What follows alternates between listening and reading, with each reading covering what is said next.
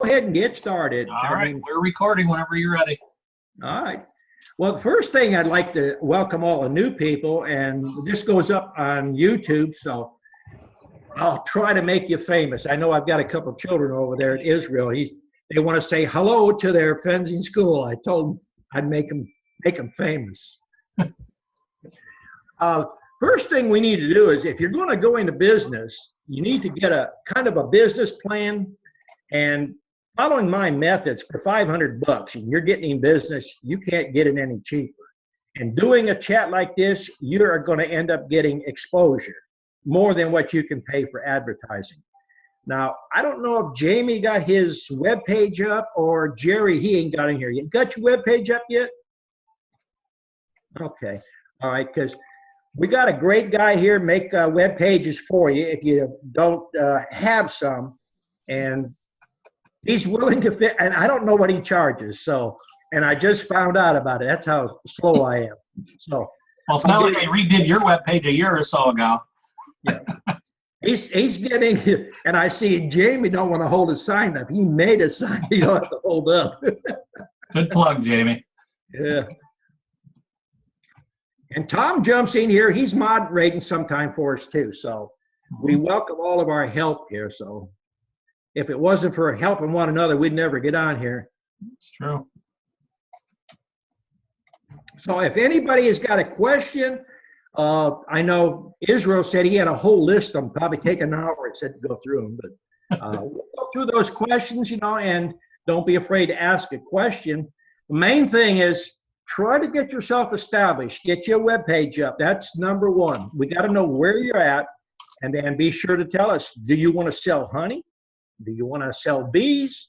Or you just want to have a few hives in the backyard? I could take you step through step, but you got to get on that edge of that pier and make that first jump. You got to decide. And if you enjoy bees, there's no easier way to make a living, because it's not a job for me. I go out there daylight to dark. And if you need references, we have DVDs. And you can go to my webpage. There's 2 DVDs in here. You can hear without dropping them.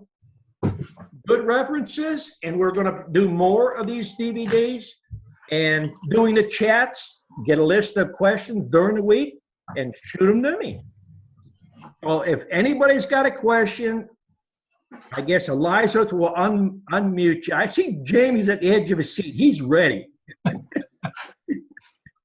Well, I was going to say, man. Can you hear me? Yes, yeah, I hear you.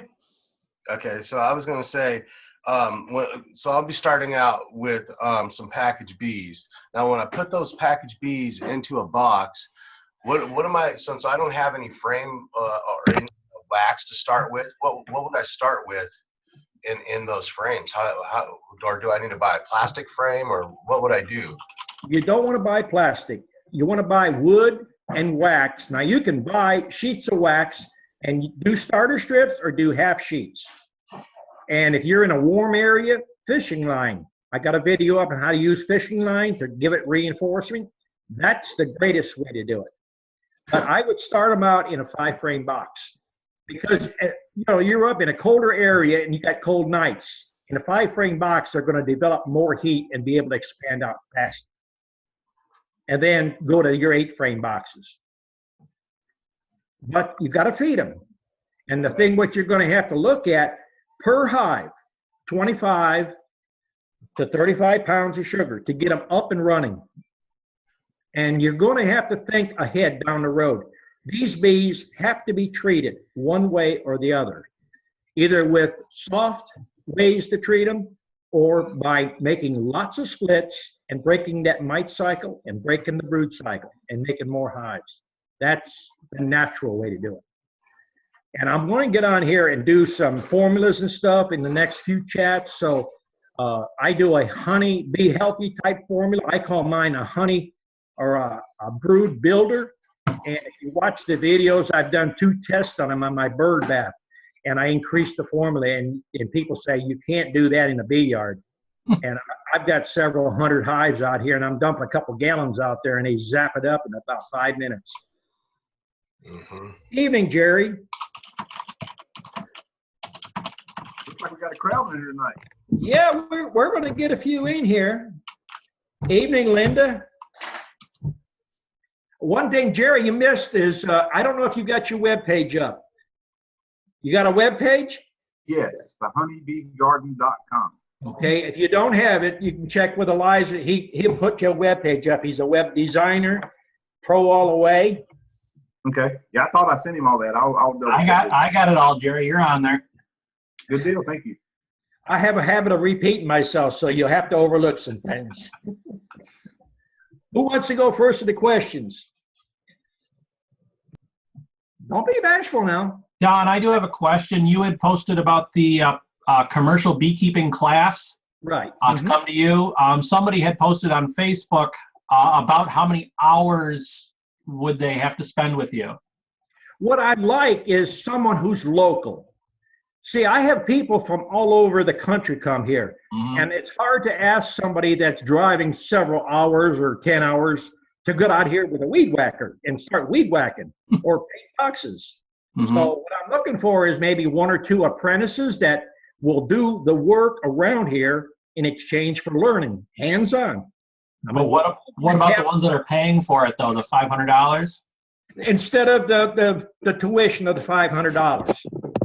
Okay. So, it might be painting boxes for a while. It might be helping carry boxes. It's going to be splitting. It's the whole 9 yards. But I've had several people respond, and it's not really good to have somebody from out of state. I think people from out of state would do better just to pay the fee. Because Right. just paying the fee alone and the recognition and buying the stock, you'll have more business than you could possibly shake a stick at. But for those coming from out of town, how many hours or days or weeks do you think they would have to spend with you to kind of complete most of their training? I like to tell all my students, come when you are comfortable. If it's 1 day a week, if it's 2 days, whatever you can afford. I have 2 or 3 of my students from Texas. Some come out and stay a week. Some might come out and stay 2 days, 3 days, and then go back. Okay. You do it at your own pace. Okay. And one thing to think about too is if you're taking classes from me, I like to tell my students, come 4 seasons. Come in the wintertime, come in the spring, come in the summer, come in the fall, because that way you'll know what's going on. Hey, Daryl, I haven't seen Daryl in a long, long time. Hey, Don. Hey, you got bees over there, don't you? Oh, yeah. I got Okay. lots of bees. No, I wanted to tell you what happened.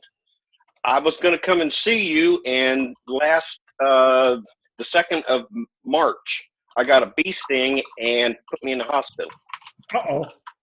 And every time after that, I had allergic reaction to it, but they got me off of some medication, and the last bee sting I got didn't have to go nowhere. You didn't get them from my stingless bees now, did you? No, in fact, I was at people's house helping them. Believe it or not. Well, you know what?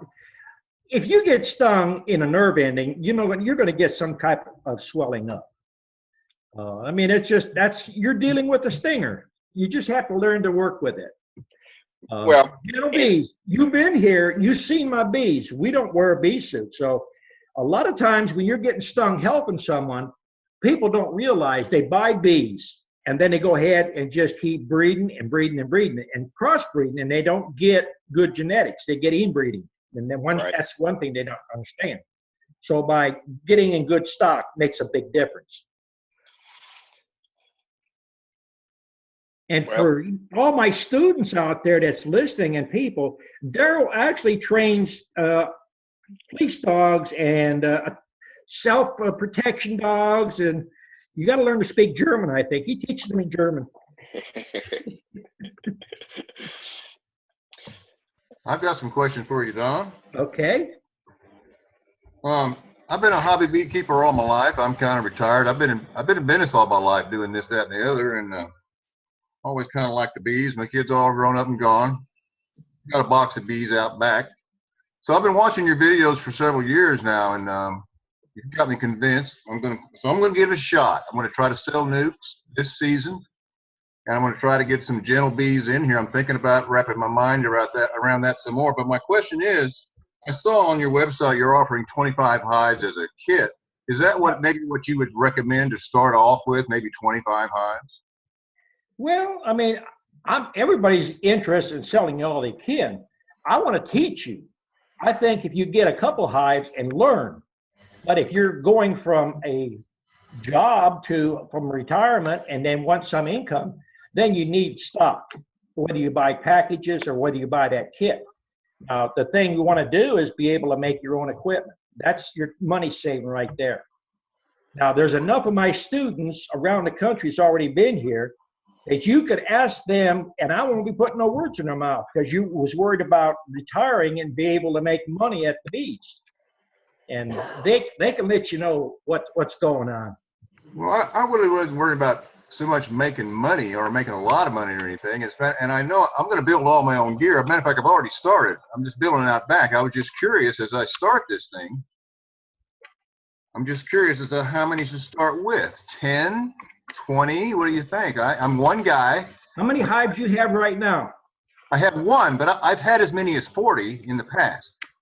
Well, that one hive, if you manage it right, if it's a 10-frame hive, is it a double deep? It's a double deep, and there's a big wad of bees in there right now. All right, you could talk to a lot of different beekeepers, but I'll tell you what I would do. I'd make 18 splits off of it. So you'd say maybe don't buy any bees. Well, I just said, if you want to learn, you got to experiment. You got to do things. I can sell you the stuff here for 25 hives. I mean, it gets you up and running. You can put a beautiful web page up there. You can have a good storefront. And when the people walk in that door, your shelves is empty. You ain't got nothing to sell them. That goes back to when I tell my students, buy as many packages to get started as you can afford. And most of them will throw their hands up and they worry about, can I make money back? And then they start to sell them. And it's going downhill fast then because it's hard to build back. Believe me.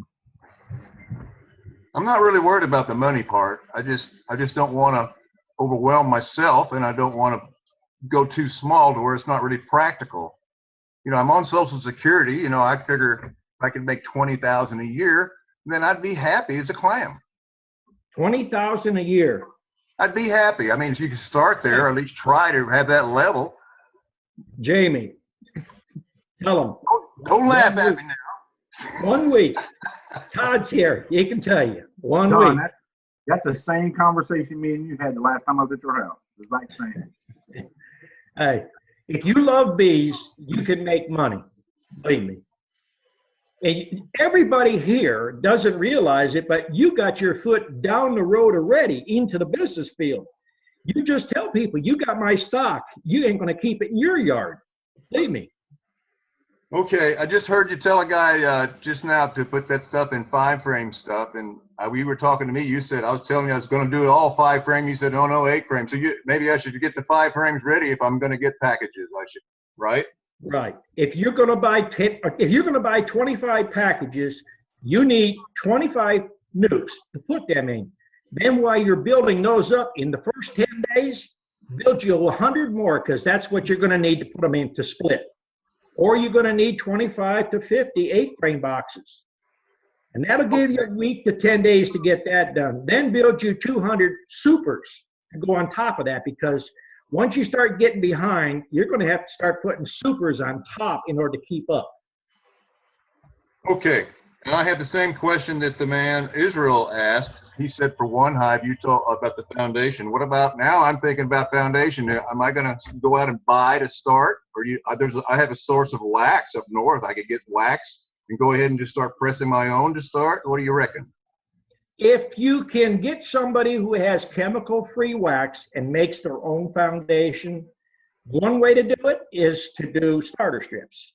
If you don't have a problem with money and investing something, I would suggest at least a half a sheet. And then use fishing line. Because if it gets full of honey, you can extract it and you won't blow it out. But again, do you reckon I should start rolling right away, try to, or just start off with maybe purchased foundation? You mean buy your own wax mill? Yes. I assume what I figured from watching your videos is you really need to do that. You can't be buying wax doing this. Hey, I got wax mills here. I keep 2 or 3 in stock.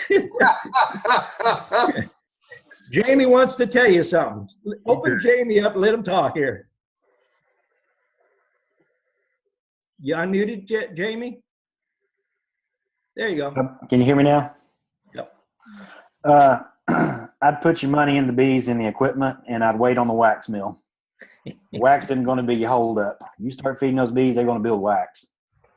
So do starter strips, cut them, do starter strips and go with that. And then push on from there. I would wait until you get built up to about 100 or so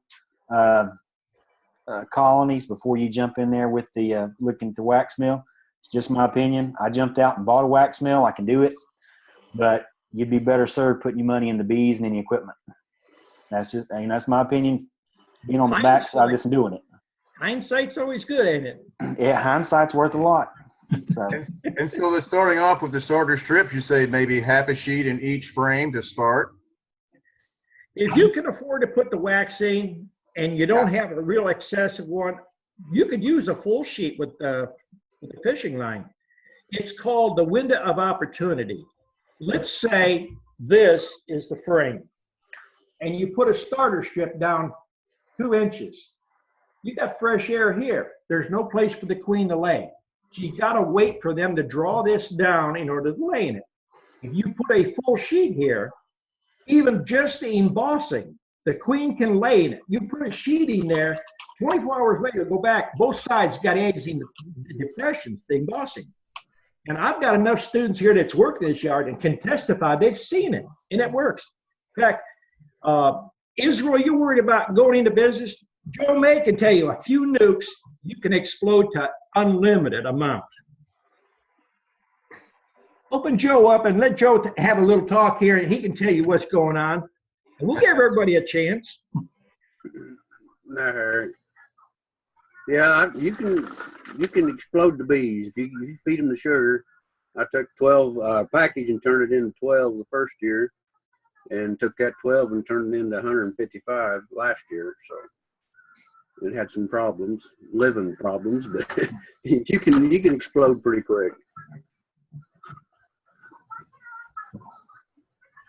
Now I will agree with Jamie. I'd hold up on the wax mill till you see if you're going to stay there and put your money in your equipment and sugar.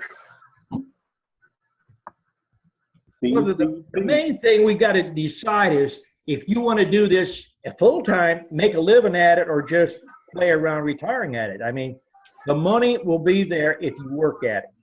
And everything I'm trying to show you is basic techniques. Not a problem to do any of it. It's hard work, but it's easy to do this.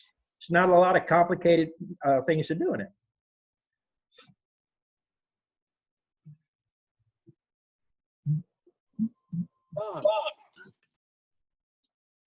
Got a question on if you make a split, how far away do you have to be from the parent hive, or does it matter? Yeah, what you're reading is what a lot of people's telling you. If you can believe what you see, I've had students here and we'll go through that same thing. 2 foot maybe, 10 foot, wherever I got a space. If that answers your question. Okay, all right. I mean, I'm glad you're asking the question because some people are limited as far as the amount. Now, when you look at my videos, you see how my stands are set up. Leave enough room between boxes that you can set frames on the outside of the box and lean them against the box that you're working on. And the thing that I want to mention, because most people don't pick it up, if you got a row of hives, never lean the frame come out of a box against the hive that don't belong in. Always put it against the hive that come out. The main reason for that is the queen does not like a suntan. And if you put it against the box next to it, she's going to run around the backside and possibly run into the wrong hive. You run a great risk of losing both queens. So I thought while you jogged my memory, I would mention that. I repeat myself a lot to students here because we've got new ones coming and going. That's good. I think the easiest thing for Elijah is if you just hold your hand up, then he can unmute you, and then we can get you a question. Because if we get 2 or 3 at the same time, no one will hear nothing. And we want to hear everybody. All right, I see Linda. She's got a question. Go ahead. Okay, don't laugh at me. I want to know how you know exactly when you're having a honey flow. Well, did you watch the video with me out in the bee yard with a honey bear? I don't think I saw that one. All right. If you want to find out, you can almost tell within 10 to 15 minutes. Take Okay. a honey bear, fill it up with honey, and just Okay. squeeze a line in the front on the landing board of your hive. If you see the bees lining up and eating it, there's no honey flow. When Okay. you put a line there and they crawl right through it and fly out, they prefer a nectar flow. So that's the way I check. Okay. Isn't that easy enough? Yeah, thank you. Okay. Don, we have somebody with problems with their microphones, so they typed in their question. I think it's one of the Dans wants to know, is there anything we can do to help hives in this cold weather? It was 60 just 3 days ago. The next 3 days are all below 0 or single digits. Then it goes back to the mid 60s again. The only thing I would suggest, whether you're in a really, really cold area or a moderate one, is have your entrance reducer in, have the hive leaning forward, at least you want 1.5 inches fall to 20 inches, which is a standard hive. With the bottom board, it's 22 inches. Make sure you got ventilation in it and don't seal it up, even up at the top. Make sure your feeder or the top box has got a ventilation hole in it. Moisture will kill a hive much faster than starvation or anything else. Okay. Who's next? Come on. If someone types, you'll have to see it because my small laptop It's is fine. I got 2 screens I'm working on. Go ahead, Linda. Oh, okay. Okay, I want to know, like, we have a lot of white clover in the area, but we also have a lot of wildflowers. So when I'm labeling my honey, how do you know what to call it? Or does it matter? To be on the safe side and to avoid having a fine, if you're in an area where, like, you've got sourwood, don't list the first ingredient as sourwood. You can Okay. say it's sourwood and mixed flower or wildflower. I don't sell mine as a particular one other than maybe privet and kudzu. I'll sell those separately because they have a very distinct color and taste. Okay. I don't know, most people in the South know what kudzu is. To me, I get $35 a quart for it because it's Smurfberry honey. You know what Smurfberry honey is? No? It's kudzu flowers. It's a wild, evasive, grape-like looking flower. People hate it, they kill it, they can't stand it. But when the first blue bloom starts on it, pull all your honey off, and all that preceding honey is going to be blue. And I bottle it up. It's sort of a light to a medium blue, and I call it Smurfberry because it's going to taste basically like grapes. It's just a novelty. I mean, it's not a big thing. So I'd be safe just to say wildflower? I would list it as wildflower unless you've got a really big area of clover. Then you could call it clover. Okay. Clover and wildflower together. You know, don't want to isolate one. Because some states will check your honey, they check it for moisture content and adulteration. Okay. All right. Carol, go ahead. Don, what does that privet head honey taste like? Like a grape. It has a Okay. grapey taste. Yeah. I like it. I had some this year that tasted just like people thought that I had added peaches to it. Well, sometimes you get staghorn sumac comes in around that time too, and that gives it a little darker and it gives it a little deeper taste. No, well, this is, I mean, it's almost clear. I mean, it's just as clear as it can be, and it tastes just like I added peaches to it. Well, see, one area to another can vary so much that flavors down the road 3-4 miles could change. It just depends. the availability and the amount of the bloom. Right. We're seeing quite a few people here. And I see Brian, he jumped on in. He's wanting to learn. Huh? I didn't talk your ears off the other night, I guess. You have a question, Harry? Oh, I got a million questions. Don't be afraid. If people don't have a question, then whoever's got a question, stick your hand up and we'll try to get to you. What do you think about, first of all, I've been pricing my lumber. I don't have a mill, access to a mill like you, I guess, but so I've been pricing lumber. That's really important. I'm curious what do you think about using green lumber? And also, what about the hive stands? What's the smallest timber you'd use for your crosses? Sitting on your cinder blocks, I noticed. What size you looking for there? Well, if you got someone around, look around factories. You can usually find these big skids. They got 4x4 underneath them, and some of them are 8 foot long. That's free material. If you don't have access to free material, Lowe's, Home Depot sells landscape timbers, and they have them on sale a lot of time for $2.99. They work good.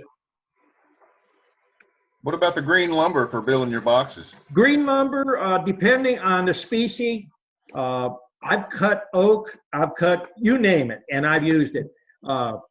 Yellow pine is a little bit more got moisture in it than white pine. White pine, I can cut it 2 weeks later, build boxes. But if I'm cutting my sides at 19 1/8, I give it another 30 seconds. If I'm doing oak, red oak or white oak, I give it a full 16. Because what is it going to do? It's going to shrink is what it's going to do. So it ain't going to hurt nothing. Yeah, it's all pine. The cheapest out here that I found is pine.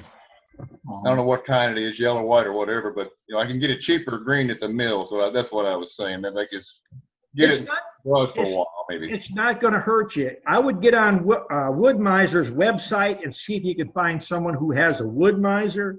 And in fact, I talked to somebody today, and we was talking about that. On my sawmill, I set my blades for the kerf, which pulls the sawdust out. I set 16 to 17 thousandths. Now, the scale on the saw, when you pull it up to 3/4 or 1 inch, it has a built-in factor to add some thickness to that wood. So if I'm sawing without changing the kerf on it at 3/4, it's going to give me a little extra. And by setting my kerf thinner than what they recommend 23 thousandths, and I'm setting at 16. And it works just as good, but it leaves more lumber there. And if I'm cutting at 3/4 on green wood, and I let it sit for 2 to 3 weeks, and I'll run it through the planer, and I only plane one side. And that's just to give it a little bit smoother look for paint. The inside, rougher the better.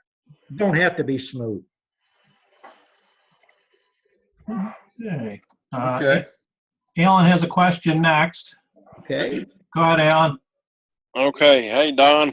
I got in on the meeting a little late, and I just caught the tail end of the man that was asking you about making a living with bees. Were you guys talking about selling honey or selling bees? You want to make money? Sure. Well, don't sell honey. Don't sell honey. Well, first of all, if you want to make a living at honey, you're going to have to sell it by the barrel, not a jar or a 5-gallon bottle. You're going to sell it by the barrel.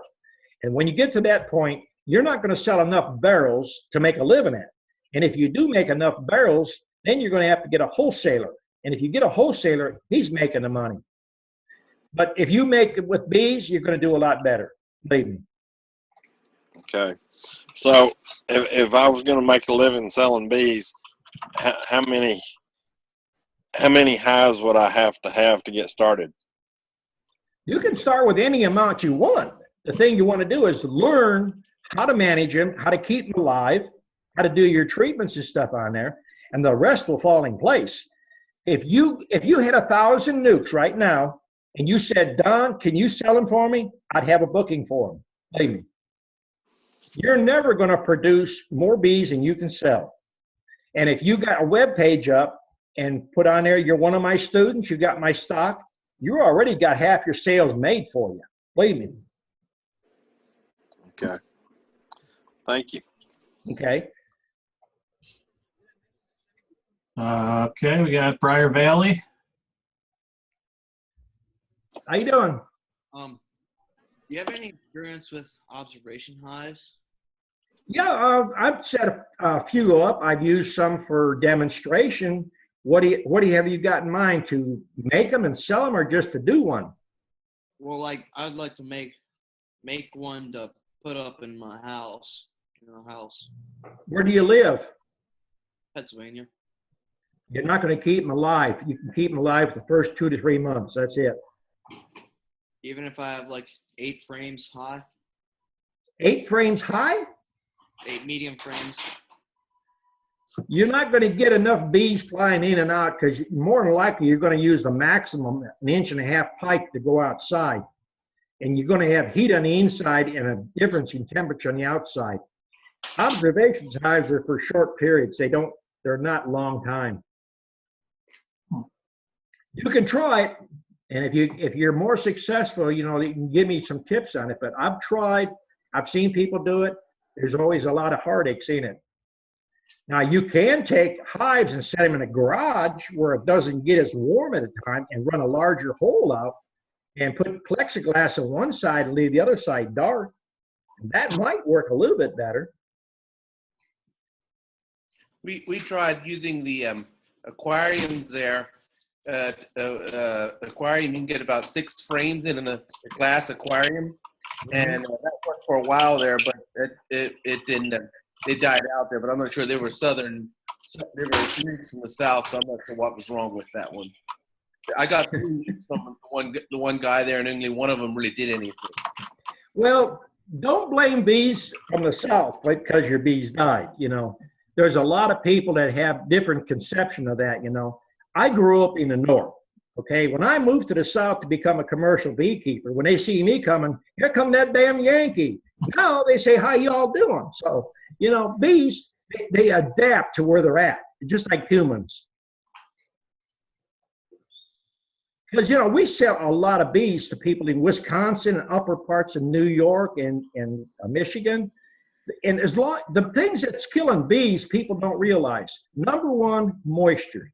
Number 2, they think they don't have to treat the bees. You need to get in there and treat your bees one way or the other, either with some form to kill the mites or some way to break up that mite cycle. I hope that answered your question. And I don't want to offend anybody. It's just, people, they read too many things that has untruth to it. And what we're trying to do here is educate you to the point you can keep bees alive, because we've got several new people in here. I hate to see someone buy $1,000 worth of bees and equipment and then have bad information and lose them, and that's disheartening, and then they lose interest in bees. We need all these young beekeepers coming up, because us old people are getting older, and we got to have somebody to take up this profession. All right, who's next? Go ahead. Yeah, so I got a question on the cell size for the foundation when starting out. So should I automatically try going with the smallest cell size I can get, or what should I do? Not the smallest size you can get. I would suggest, you're going to hear lots of different opinions out there. Some of the bee magazines I see, they say, don't buy small cell unless you're experienced. Well, if all bees was before they was all gotten into the larger cell, they was all small cell. And back in the 40s, Daydant and Root, they got together and they start breeding bees to get a bigger bee.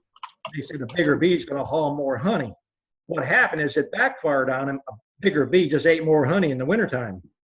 So now they found out that the small cell bee has less mites and is more resistant. That's the number 1 way to keep your mites under control.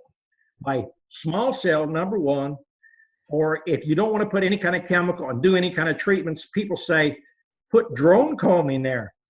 Now, that's what colleges are telling people. That's a natural way to control mites, because they're telling you the mites prefer the large cell. So it's a no-brainer. If you put small cell in there, the mites don't prefer it. Then if you're making splits, the next thing you're doing is you're breaking the mite cycle and the brood cycle. Evening, Wade. You're unmuted now, Wade. You're muted for a second. Okay. How about now? We can hear you. Really good. Hey, guys. Now, we've have some non-believers in here that think that Oh, my God. If you get a package, you can't make no honey. Wrong Is there any answer. truth to that? Wrong answer. Wrong answer? Wrong answer. You know that. You saw it. Well, people, if I tell them this, they don't believe me. But if a student of mine or somebody out there who's done it, and it does work, you know, I mean, it's the simple things. I had a discussion with a guy about putting plain old water on the top of a hive in the summer. You will make more honey. And he says, why doesn't people tell me that? I said, it's common sense. That's right. And no one's got it. Yep, that's right. And ventilation, right, Don? Yep. Wade is one of our students over here, and he's actually lived close to me for 18 years and never knew I existed until YouTube. So can you figure that? 6 miles. 6 miles. I have an unfair advantage over all of you. You have to remember now, Wade is a legal preacher now. He's a minister, so he's not going to lie to you. So ask him any questions you want. Where's Joe May? Joe May is down here somewhere. I just seen him. He's right there. So many people in there, huh? How you doing, Wade? Hey, buddy. How you doing? I'm making it. I'm working them bees pretty hard. Good. I see some of these people for all of you. Tate, Todd, I saw you. Jamie's been to my house, been to my store, so I know most of you guys. No, I feel real fortunate to live 6 miles from my sensei. I'm the little grasshopper for all of you that watch Kung Fu. I am going to have such a big head. Grasshopper. I got on here early before we started broadcasting. Israel's got 2 children, and they thought I was some kind of movie star, and they was all excited because it was going to get on YouTube. You are a movie star. No, I'm not. You know better than that. Yeah, you are. You're like me. You have a good face for radio. What are you talking about tonight? I'm in the last part. I had Bible study, so I didn't get into it just now. That's got some kind of questions. We're doing that. What you need to do is mention your web page. You got your web page up? Mm-hmm. Okay. Daleville Farms. You can go to dalevillefarms.com and you can see all of our products. We have a store here in town, and Don visits us quite often, and it's dalevillefarms.com, and then the email address is dalevillefarms@gmail.com. I'm one of Don's rogue. I'm a rogue student. Oh. I do sell honey. Now, most of you right now, we know we're going up there. Wade is one of the students I have that will mail my packages because I stay so busy. Now, I think Jerry will probably mail packages, and I talked to a lady today. She was getting packages, and I give her Jamie's phone number, and I says, contact Jamie. Did she contact you? Now, every student here that's got here, you know, they'll tell you, I send them more business than you could believe. I got like a Absolutely. hand. And Harry's wanting to know if he could make money. He's retiring. I told him if he worked at it, he wanted to make $20,000 a year. I said, you could do that in a week if you put your mind to it. No problem. Mm-hmm.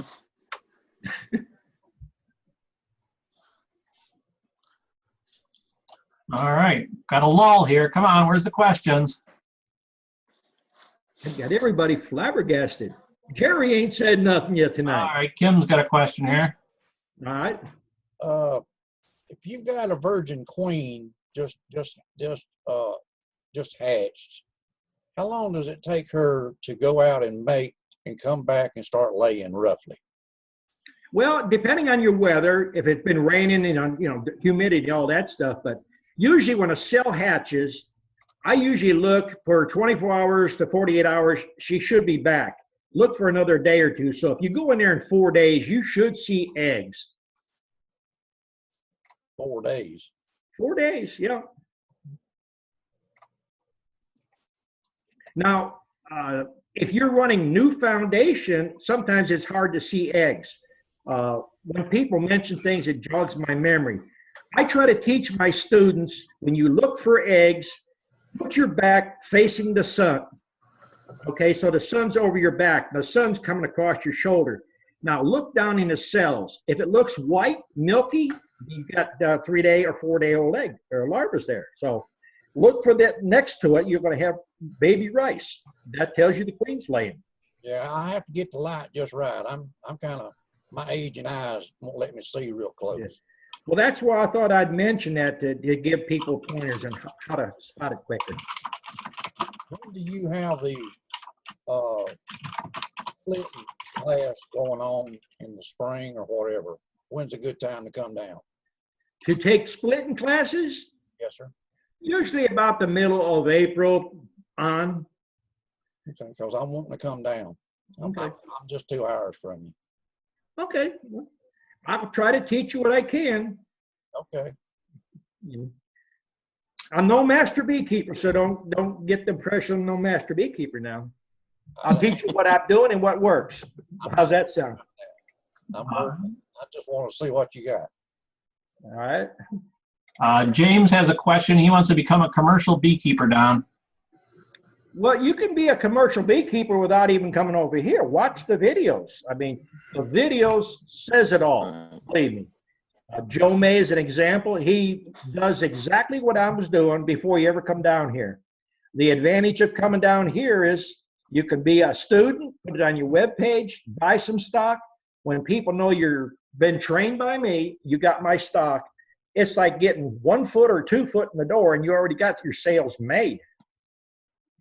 Don, I've been looking at all of your YouTube videos for several weeks now. I do have some bees ordered from South Mississippi, and got 2 nukes ordered coming sometime in March or the end of March.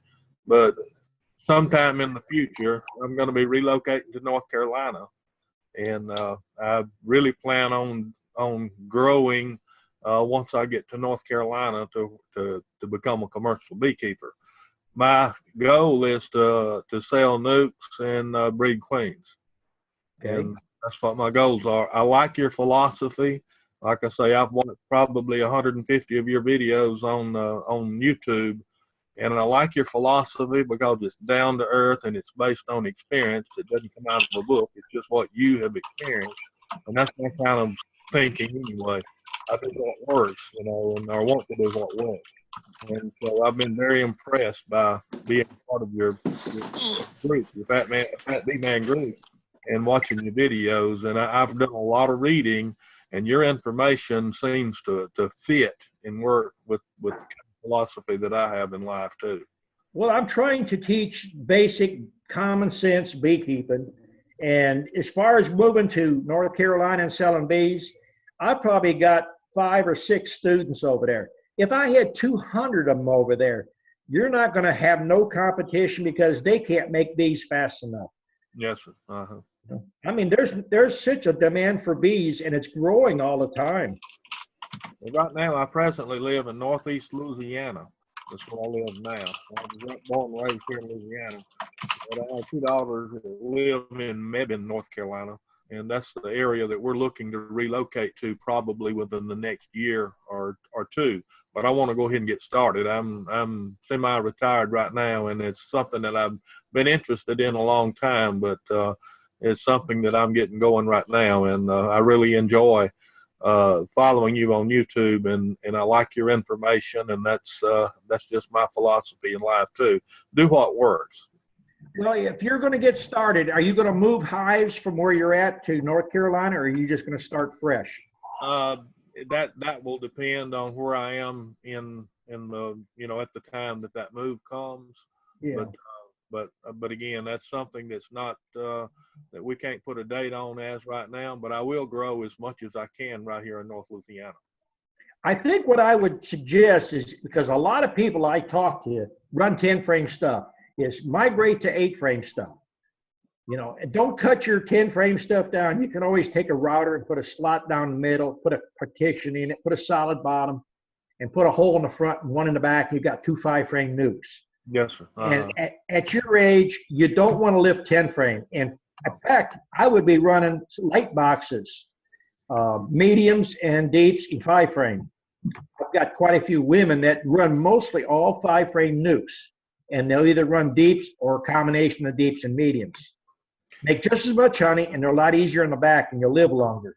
I've watched on your videos, and I see that for 8 frames and 5 frames is probably the way I'm going to go. Probably will go all the way to 5 frames for the majority of what I plan on doing. I'm also a woodworker, so I'll be building my own stuff. We'll build rabbet joints and no glue. Okay, that sounds great. I mean, I've done so many different videos, I don't know which ones you do, but glue is totally unnecessary. It contains formaldehyde, not good in the bees. Also, it's hard to replace one side of a beehive, and you never glue a frame, because just by manipulation of the frames, if you bust a sidebar and it's glued, you might as well throw the whole frame away. But if you just use cement-coated staples 1.5 inches, you can work the staples out of one end and replace a sidebar or a top bar, and you know, you can salvage things. And it's not that I'm so stuck in my ways. Everything I tell you, I have a reason for it. And if you're in doubt, I'll give you the reason and you can make your own mind up. I'm here to save you money, believe me. That's why I appreciate what you're doing to help all, especially the young ones coming on and new beekeepers coming on, because you give information that's been tried and tested, and you speak from what your experience is. And I really appreciate that. All right, I appreciate you watching. Well, thank you so much. I'm going to come see you one day. Okay. I'll let you know ahead of time, but I'm going to come visit with you one day. Okay. Go ahead, Jamie. So much. A minute ago, somebody was talking about not being able to see, and Don was talking about looking over your shoulder or using the sun to look. If you can go down to Home Depot or Lowe's, you can get a little pin light that's like 60 lumens, and it's bright enough. I mean, it's real slim line. You can slide in your back pocket, and that's really good to use when you're out there in the bee yard. You can just click that thing on and look real quick, and then cut it right back off and stick in your pocket. Because it's LED, the batteries last a long time, and it'll make it bright enough that you can see down in there to see if that bottom is glistening or if you've got, eggs or larvae. And it's really a good money spent, especially if you have trouble seeing. That really helps to brighten it up for you to be able to see. That's just a thought. Good idea. Hey, Jamie, are you getting any of my invites to chats? No, I'm not. I tried replying back on here. I don't know if it's not pinging back to you on the chat side over here. No. But I haven't. Call me later. Okay. All right. Thanks. I just thought you didn't like me anymore, Joe. I've been sending you one out every night we chat, and you never come in. I thought, well, maybe he ain't getting them. No, not getting them. Okay. At least now I know you don't. At least now I know that you don't like me. So that's good. Okay.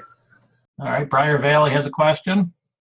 You talked about the 10 frame boxes with with the divider in it.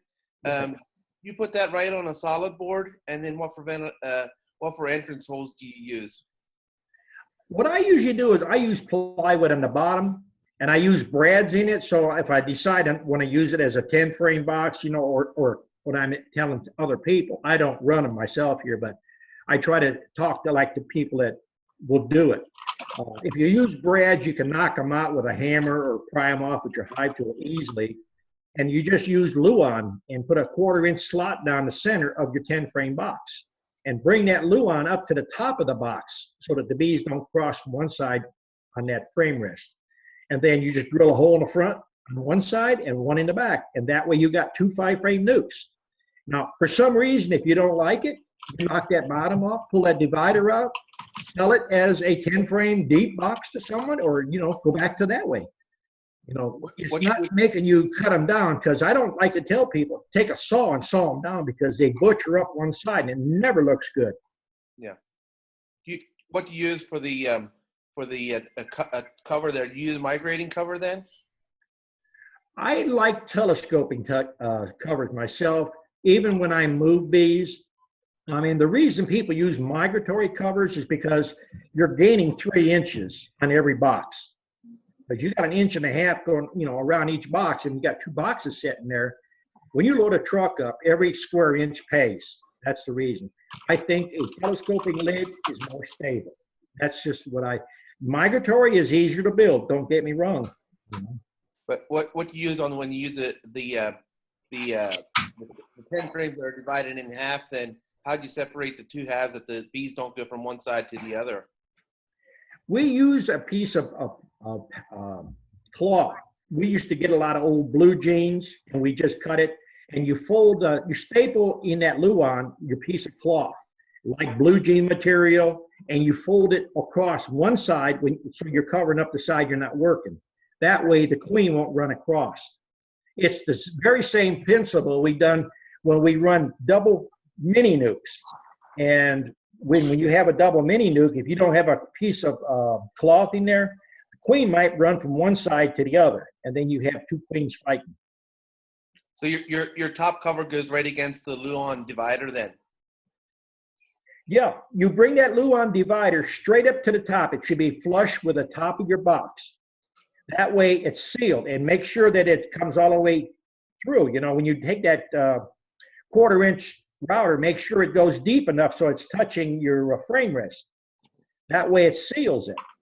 And then you can use a regular telescoping lid on top. We don't use inner covers at all anyway. 45 years ago, we got rid of them. If you run inner covers, I'll guarantee you got ants, roaches, and hive beetles because you create a place for them. And you only use one entrance hole there per side, like a 3/4 inch hole or something like that?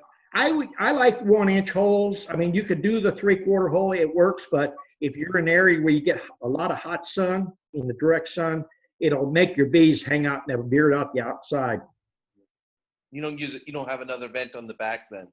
You could put one, but we're talking about people that have 10 frame stuff that's trying to make do with what they got. So I try to limit the amount of holes they put in, because you don't want to get to the point where you can't sell that box.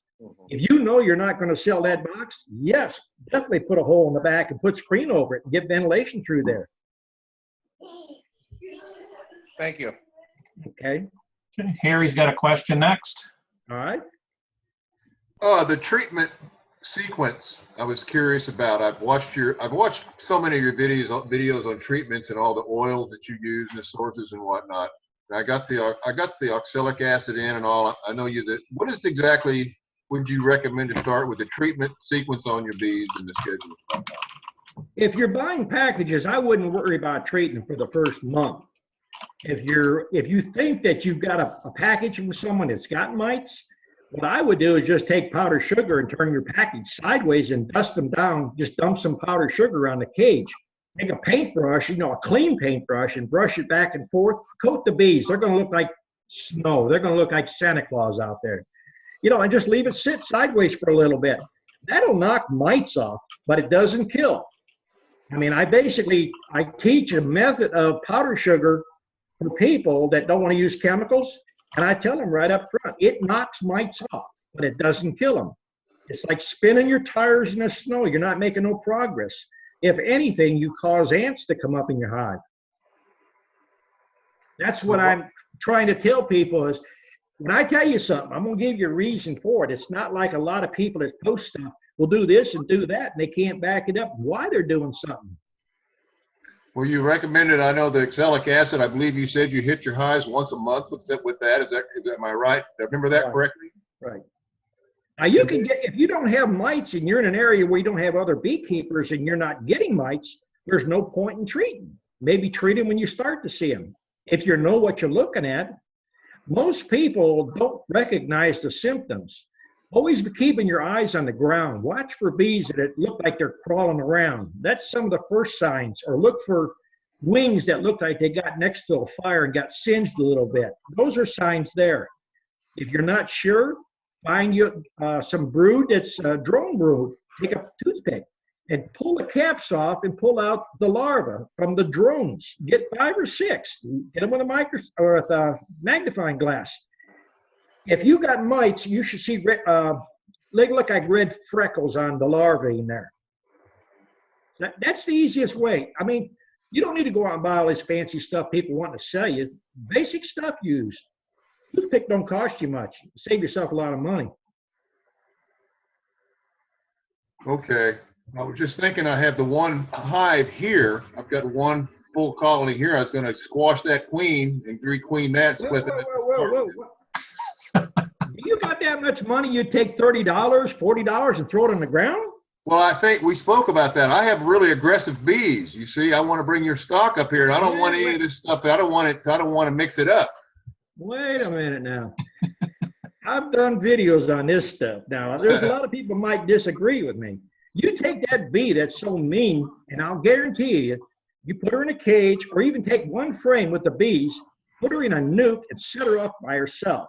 And then let that hive either put another queen cell in it or let them make queens. I'll guarantee you that that hive will straighten out and will be gentle. More than likely, number one, you got comb that's older than 3 years old. I do. Number two, it's dark. Probably number three, you probably got contamination there. Okay. I mean, don't look to spend a lot of money on stuff. Look for an answer that is reasonable. It don't cost you much to change out foundation. Melt it down. If you don't want to use it for, reclaiming for yourself, sell it to someone in a bee club. They might make candles out of it. Well, I'm going to make my own foundation just like you do. That's my plan. Well, I'm just going to start. And I wanted to start with clean stock. I know you had discussed that before. But, if you just do what I'm trying to tell you, put that queen in another thing. A queen doesn't get mean unless you've got a lot of inbreeding. A lot of times, if the comb is old, if it's got too much drone in there, there's a lot of little things can set a queen off like that. Most of the time, people think, well, my comb ain't but 10 years old. It's still good for a while. Change comb out makes a big difference. Try the simple things first.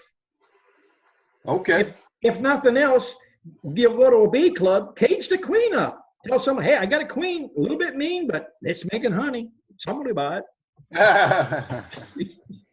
Or she can become a lure, queen lure. Yeah, you can always do queen lure.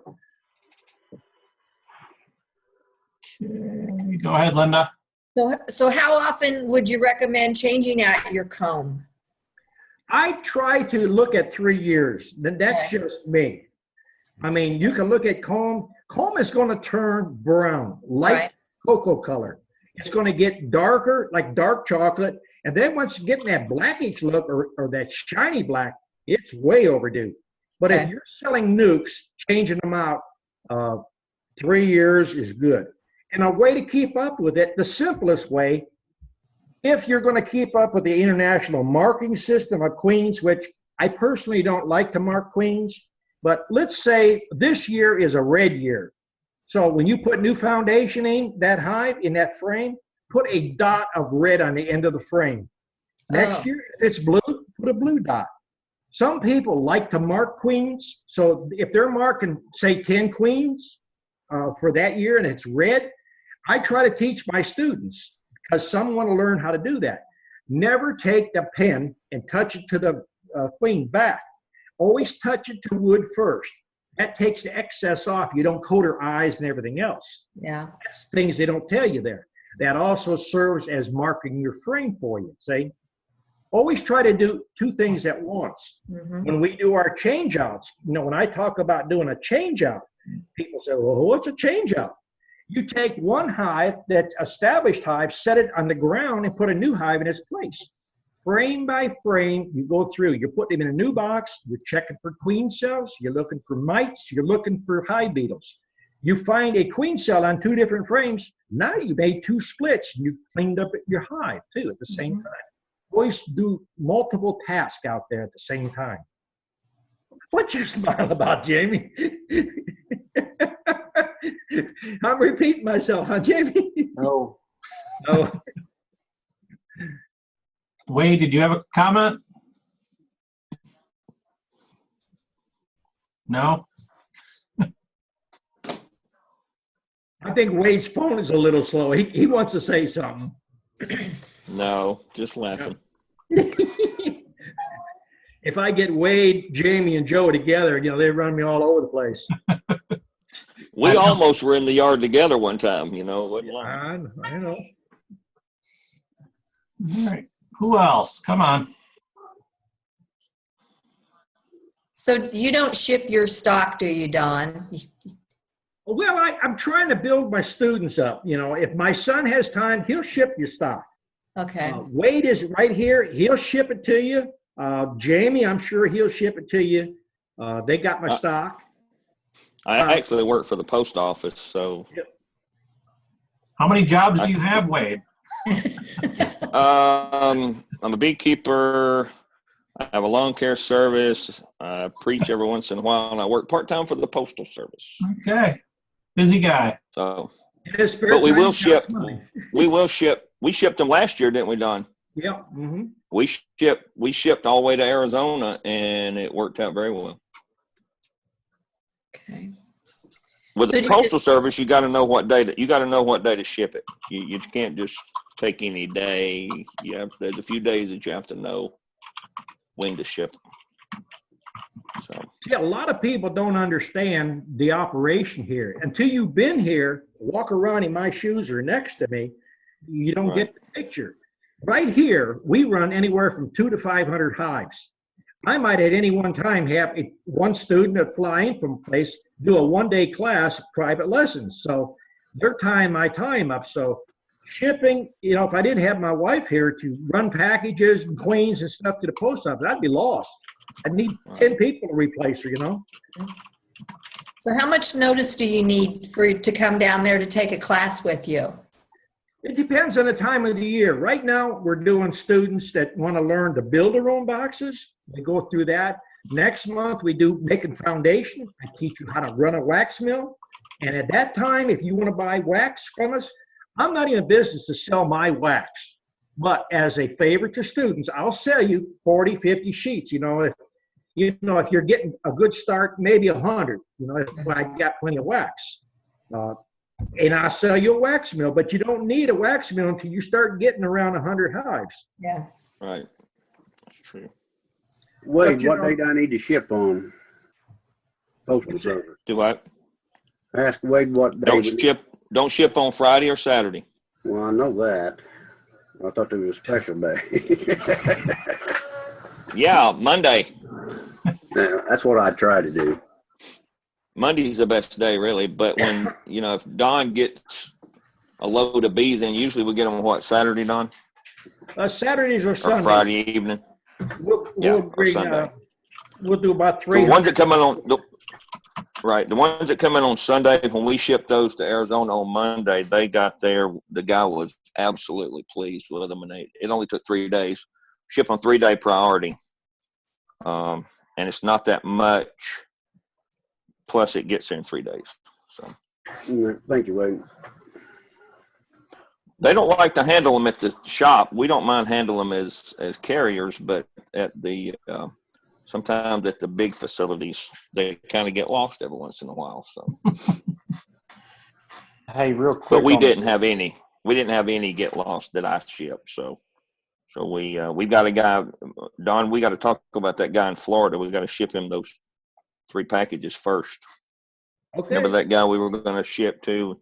Yeah. It was hot. We didn't want to ship them to him. So, well, but I'll ship them. I'm not scared to. I'll ship them anywhere.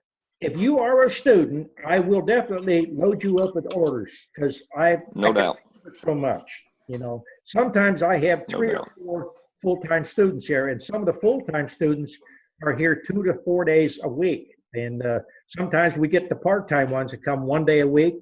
And then if I get someone's coming in, I've had several. Actually, I had a lady flew in from Oregon last year, took a 1-day class. And I had 3 different ones from New York come down and take day classes. And one from North Carolina, he took 3-day classes. So my time is so limited. I do chats. I have Skype out here where people, they want a one-on-one so they can ask questions and don't worry about anything. So I do it by a half an hour or 15 minutes. So there's a lot of people don't like to get a chat like this, but the information's here. You got a question, ask. You know, if I don't have the answer, I'll go look it up some more.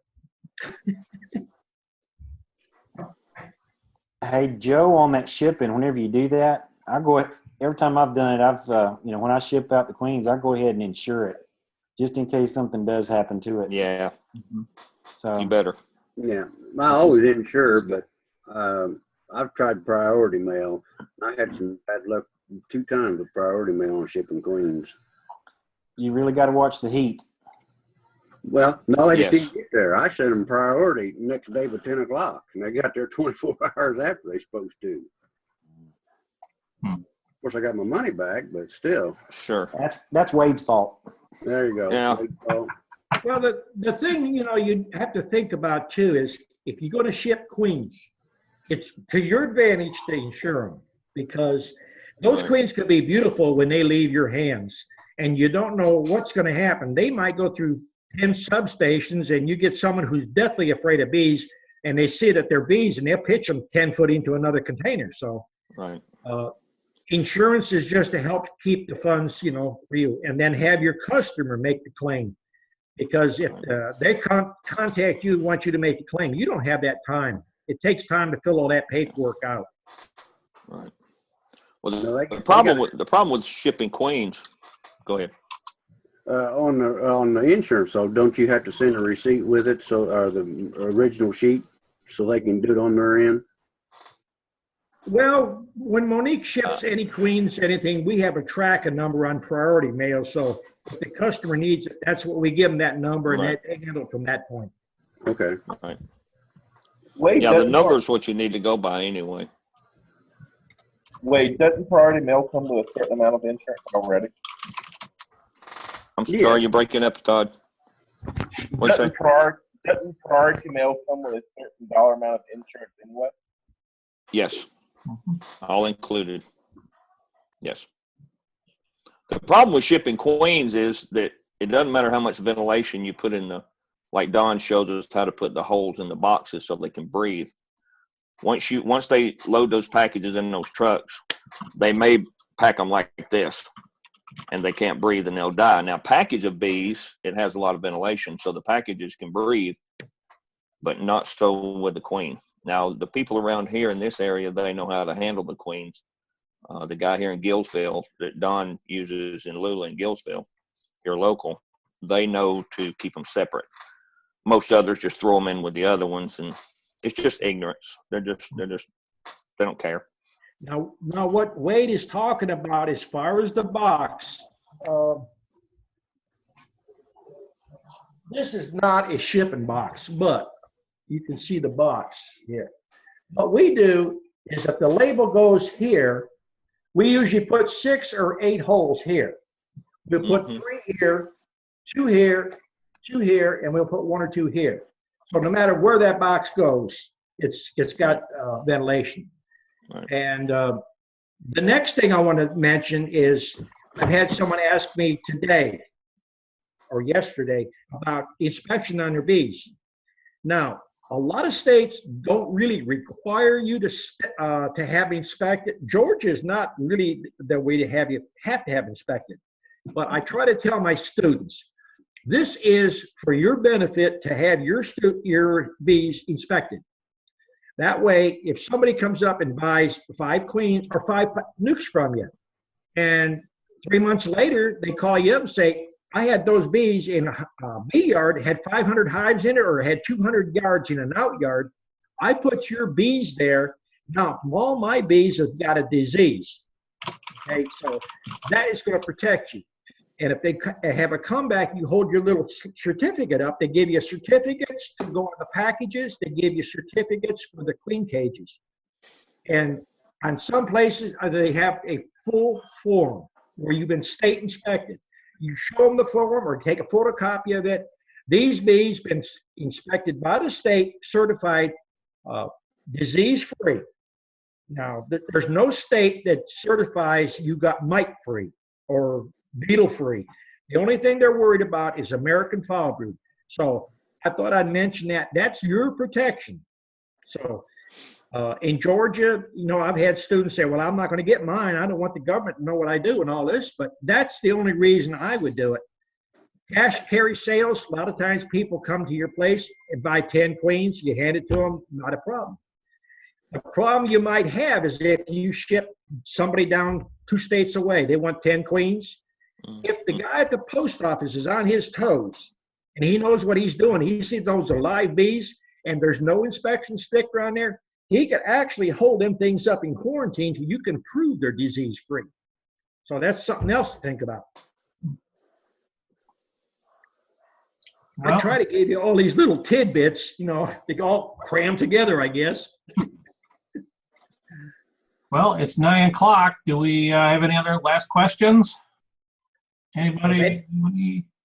Anybody got a last question, or you want to mention your website, what you're doing, that you're selling bees, honey, or whatever you want to do? We'll run down the road and everybody get a shot. Jamie's got a shameless plug going there. I like that. All right, I think that's a wrap then. Okay. Hey, just for the record, the sign on the wall is actually Wade's fault because I got to blame Wade for everything. I was chatting with him earlier and he said, man, you got to put something on that wall behind you like you're in prison. That's I right. said, oh, no. It looks like he's in a prison. Jeez. So I hung the board. So he did. Kelly hooked me up. Yep. Thanks, Wade. Hey, thanks, guys. I appreciate everybody showing up tonight. Have a good one. All right, hopefully we'll see everybody next week. Thanks. Yes, sir. Bye. Good night. Have a good one. Is it okay?